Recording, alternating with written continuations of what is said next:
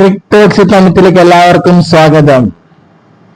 IPL ഇന്ന് RCBയും ലക്നൌവും തമ്മിലാണ് മത്സരം. RCB കളിച്ച 4 മത്സരത്തിൽ 3 വിജയം, അങ്ങനെ 3-ാം സ്ഥാനത്തും. ലക്നൌ ആവട്ടെ കളിച്ച 4-ൽ 2 വിജയവുമായി 7-ാം സ്ഥാനത്തും. അപ്പോ 2 പോയിന്റ് ഡിഫറൻസ് 2 ടീമുകൾ തമ്മിലുള്ളൂ. അത് ഇന്ന് ജയിക്കുന്നവരോടുകൂടി അവര് ഒരേപോലെ പോയിന്റ് ടേബിൾ മാറ്റങ്ങൾ ഉണ്ടാകും. ഇപ്പോ ഈ മത്സരത്തിലേക്ക് വന്ന് നമുക്ക് team news, pitch report, probable lineup എന്നീ കാര്യങ്ങൾ വിശദമായിട്ട് തന്നെ നോക്കാം. പിച്ച് റിപ്പോർട്ടിന്റെ കാര്യത്തിലേക്ക് വന്നാൽ ഇന്നത്തെ മത്സരം നടക്കുക ചിന്നസ്വാമി സ്റ്റേഡിയത്തിലാണ്. ബാംഗ്ലൂരാണ് മത്സരം നടക്കുക. നല്ല റൺസ് വരാനുള്ള ചാൻസ് ഉണ്ട്, പ്രത്യേകിച്ചിട്ട് നൈറ്റ് ഗെയിം ആണ്. നമുക്കറിയാമല്ലോ ഇവിടെ നടന്ന കളി, അതായത് CSKയും RCB നടന്ന കളി ഓർക്കുന്നുണ്ടാവും. 250 റൺസ് ആണ് RCB എടുത്തത്. CSK ഒട്ടും മോശമായിട്ട് അവർ 210 റൺസ് അടിക്കുന്നത് കണ്ടു.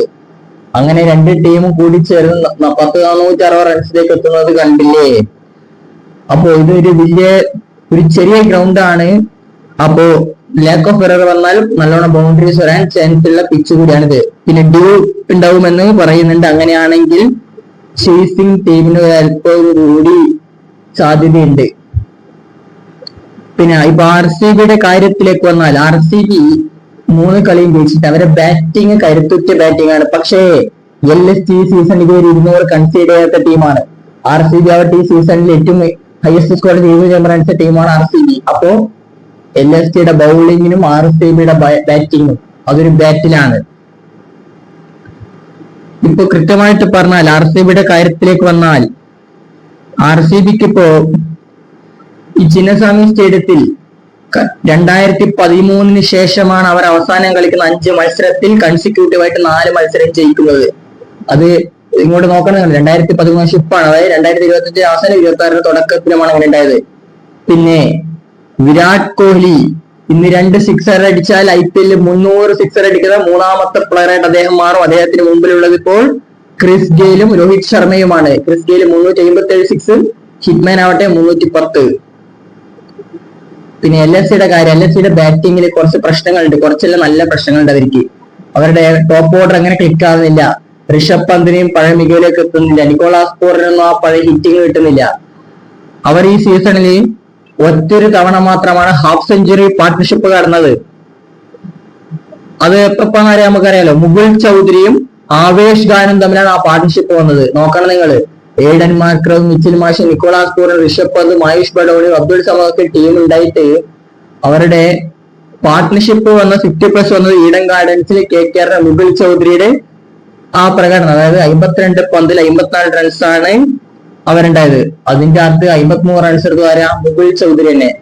32 റൺസ്, അതിനകത്ത് 52 റൺസ് എടുത്തത് മുകുൾ ചൗധരി. പിന്നെ ഇപ്പൊ വിരാട് കോഹ്ലിയുടെ കാര്യത്തിലേക്ക് വന്നാൽ, വിരാട് കോഹ്ലി കഴിഞ്ഞ മത്സരത്തിൽ അദ്ദേഹം കളിച്ചു, പക്ഷെ ബൗൾ ചെയ്യുമ്പോൾ അദ്ദേഹം ഫീൽഡ് ചെയ്തിട്ടുണ്ടായിരുന്നില്ല. അദ്ദേഹത്തിന് ആംഗിൾ സ്ട്രെയിൻ എന്നാണ് റിപ്പോർട്ട്. പക്ഷെ അദ്ദേഹം ഇന്നലെ മിഞ്ഞാന്ന് നെറ്റ്സിൽ പ്രാക്ടീസ് ഇറങ്ങിയിട്ടുണ്ട്. അദ്ദേഹം വലിയ രീതിയിലൊന്നും പ്രാക്ടീസ് എടുത്തിട്ടില്ലെങ്കിലും RCBയുടെ ട്രെയിനിങ് സെഷനൊക്കെ അദ്ദേഹം വന്നിട്ടുണ്ടാകും റിപ്പോർട്ട്. അപ്പൊ അദ്ദേഹം കളിക്കാനുള്ള സാധ്യത തന്നെയാണ് കൂടുതൽ. പിന്നെ റാസിക് ഡാർ, അദ്ദേഹത്തിന് ക്രാംസ് ഇഞ്ചുറിയാണ്. അദ്ദേഹത്തിനും ഇന്നത്തെ മത്സരം ഡൗട്ടാണ്. പക്ഷേ അദ്ദേഹവും കളിക്കുമെന്നാണ് റിപ്പോർട്ട്. ഇല്ലെങ്കിൽ പിന്നെ ഒരു പക്ഷേ അവരെ ജോഷ് ഹേസലിലൂടെ കളിപ്പിക്കാൻ സാധ്യതയുണ്ട്. അങ്ങനെയാണെങ്കിൽ അവരുടെ ബാറ്റിംഗിൽ ഓർഡർ ചിലപ്പോൾ ഒരു മാറ്റം വരാനുള്ള സാധ്യതയും ഉണ്ട്. ഒരു ഇന്ത്യൻ ബാറ്റ്സ്മാൻ ഇട്ടിട്ട് ജോഷ് ഹേസലിലൂടെ കളിപ്പിക്കേണ്ടി വരും. പക്ഷെ അതിലേക്ക് അദ്ദേഹം പോകുന്നതെന്ന് തോന്നുന്നില്ല. അവര് മിക്കവാറും റാസിക് ഡാറിനെ തന്നെ ഇമ്പാക്ട് ആക്കി ഇറക്കാനുള്ള സാധ്യതയാണ് കൂടുതലും. പിന്നെ LSGയുടെ ചുക്കാൻ പേസ് ബോളർ മൊഹ്സിൻ ഖാൻ ഒരു മത്സരം മാത്രമേ ഈ സീസണിൽ കളിച്ചിട്ടുള്ളൂ. അദ്ദേഹം ഇപ്പോ ഫിറ്റ്നസ് അസസ്മെന്റിൽ അണ്ടർഗോയിൽ ചികിത്സയിലാണുള്ളത്.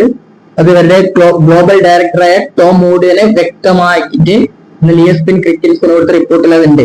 പിന്നെ മായങ്ക് യാദവിന്റെ കാര്യം, അദ്ദേഹത്തിന് ഇപ്പോ ഫിറ്റ്നസ് ഒക്കെ കഴിഞ്ഞ് അദ്ദേഹം ട്രെയിനിങ് സെഷനിലേക്ക് വന്ന് അദ്ദേഹത്തിന് കുറച്ചുകൂടി വർക്ക് ലോഡ് ഉണ്ട്. ഒരു പക്ഷെ അദ്ദേഹം ഇന്ന് ആവേശ് ഖാനെ റീപ്ലേസ് ചെയ്യാനുള്ള സാധ്യത കൂടുതലാണെന്നും പറയുന്നുണ്ട്. ആവേശ് ഖാന്റെ എക്കണോമി സീസൺ എത്രയാണെന്നോ 10.4 ആണ്. അപ്പൊ അതുകൊണ്ട് ഒരു പക്ഷെ അവർ ആവേശ് ഖാനെ മാറ്റും. കാരണം ചിന്നസ്വാമി സ്റ്റേഡിയത്തിൽ നല്ല റൺസ് വരാൻ ചാൻസ് ആവേശ് ഖാനെ പോലത്തെ ഫോം ഔട്ടായ പ്ലെയർ കളിച്ചാൽ കുറച്ച് പ്രശ്നമാവുമെന്ന് കൃത്യമായിട്ട് അവർക്ക് അറിയാം. പിന്നെ RCBയുടെ കാര്യം, RCB എക്കണോമി റേറ്റിൽ 8ാം സ്ഥാനത്താണ് ഇപ്പോൾ ഉള്ളത്. ഈ സീസണിൽ 10.62 അവരുടെ ബോളേഴ്സിന്റെ എക്കണോമി. LSTയുടെ ബോളിംഗ് അവരുടെ 8.5. അതാണ് ഞാൻ പറഞ്ഞ RCBയുടെ കിടിലൻ ബാറ്റിംഗ് വരും, LSTയുടെ കിടിലൻ ബൗളിംഗ് വരും. പിന്നെ LST നമ്മൾ പറഞ്ഞത് ഇതുവരെ 200 റൺസ് ഇടയാത്ത ടീമാണ് LST എന്ന കാര്യം കൂടി നോക്കണം.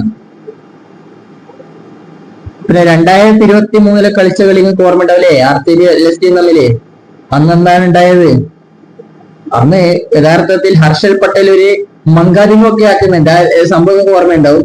പക്ഷെ അത് കഴിഞ്ഞ് മത്സരം വിജയിക്കുന്നത് LST ആണ്. അന്ന് ആവേശ് ഖാൻ ഹെൽമെറ്റ് എടുത്ത നെൽപ്പേറിനെ പൊളിച്ചാൽ ഓർമ്മയില്ലേ? ആ ഒരു സംഭവം ഉണ്ടായിട്ടുണ്ട് 2023. ഇതേ ചിന്നസ്വാമിയിലാണ് ഇപ്പൊ 2 കൊല്ലത്തിന് ശേഷം ഇതാ വീണ്ടും ചിന്നസ്വാമിയില് RCB LST തമ്മിൽ മത്സരമുണ്ട്.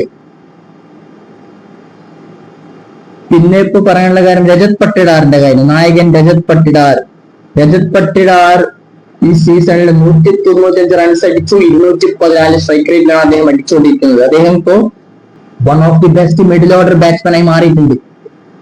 RCBയുടെയും IPLലും ഒക്കെ മിഡിൽ ഓർഡർ ബാറ്റ്സ്മാൻ ആയിട്ട് അദ്ദേഹം മാറിയിട്ടുണ്ട്. One of the best middle order batsman. അദ്ദേഹം 11 പന്തിൽ 44 റൺസാണ് മുംബൈക്കെതിരെ അടിച്ചത്.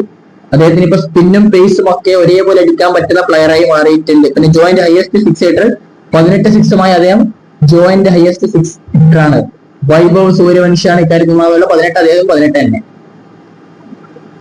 അപ്പൊ പട്ടിദാറിൽ നിന്ന് നല്ല രീതിയിൽ ഒന്ന് പെർഫോം ചെയ്യാനുണ്ട്, പ്രത്യേകിച്ച് ചിന്നസ്വാമി സ്റ്റേഡിയത്തിലാണ് ഇപ്പൊ.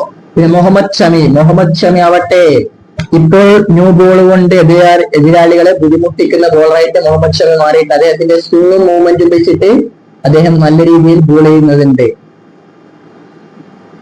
അപ്പൊ മുഹമ്മദ് ഷമീന്റെ എക്കണോമി റേറ്റ് എത്രയോ 6.1 പവർ പ്ലേയിൽ. അദ്ദേഹം അത്രയും മികച്ച രീതിയിലാണ് ഇപ്പോ ബോൾ ചെയ്തുകൊണ്ടിരിക്കുന്നത്. നമുക്ക് 2 ടീമിന്റെയും ഒരു പ്രോബബിൾ ലൈനപ്പിലേക്ക് വന്നു കഴിഞ്ഞാൽ RCBയുടെ കാര്യത്തിൽ വിരാട് കോഹ്ലി, ഫിൽ സാൾട്ടും ചെന്ന് ഓപ്പൺ ചെയ്യും. Devdutt Padikkal number 3, Rajat Patidar number 4, Tim David number 4, Jitesh Sharma number 6, Romario Shepherd number 7, Krunal Pandya number 8, Bhuvneshwar Kumar number 9, Jacob Duffy number 10, Suyash Sharma number 11, Rasikh Dar number 12 impact ആയിട്ടുണ്ടാവും. മറുഭാഗത്ത് വന്നാൽ മിച്ചിൽ മാഷും ഏഡൻ മാർക്കറും കൂടി ഓപ്പൺ ചെയ്യും. മിച്ചിൽ മാഷും ഏഡൻ മാർക്കറും 2 പേർക്ക് ഫോം ഔട്ട് ആണ്. ഏഡൻ മാർക്കറും ഫോം ഔട്ട് ആണല്ലേ, മിച്ചിൽ മാഷ് തീരെ പോകില്ല. പക്ഷെ അതിലേക്ക് അവർ ചേഞ്ചിലേക്ക് പോകില്ല. പിന്നെ നമ്പർ 3 ഋഷഭ് പന്ത്, അദ്ദേഹവും ഫോം ഔട്ടിലാണുള്ളത്. ജാൻ പ്രശ്നം വരെ ടോപ്പ് ഓർഡറിൽ. പിന്നെ Ayush Badoni number 4, number 5 Nicholas Pooran, number 6 Abdul Samad, number 7 Mukul Choudhary, number 8 Mohammed Shami, number 9 Prithvi Shaw, number 10 Avesh Khan, അല്ലെങ്കിൽ പിന്നെ മയങ്ക് യാദവ്, നമ്പർ 11 പ്രിൻസ് യാദവ്, ഇമ്പാക്ട് ആയി ഷഹബാസ് അഹമ്മദോ മണിമാരൻ സിദ്ധാർത്ഥോ ഒക്കെ കളിച്ചേക്കാമെന്നാണ് റിപ്പോർട്ടുകൾ വരുന്നത്. ഏതായാലും ത്രില്ലർ പോരാട്ടമായിരിക്കും. പക്ഷേ ഈ മത്സരത്തിൽ ചിന്നസ്വാമി സ്റ്റേഡിയത്തിൽ RCB തന്നെ വിജയിക്കുമെന്നാണ് നമ്മുടെ അഭിപ്രായം. ക്രിക്കറ്റ് ലോകത്തെ കൂടുതൽ വീഡിയോസ് നമ്മൾ വീണ്ടും എത്തുന്നതായിരിക്കും.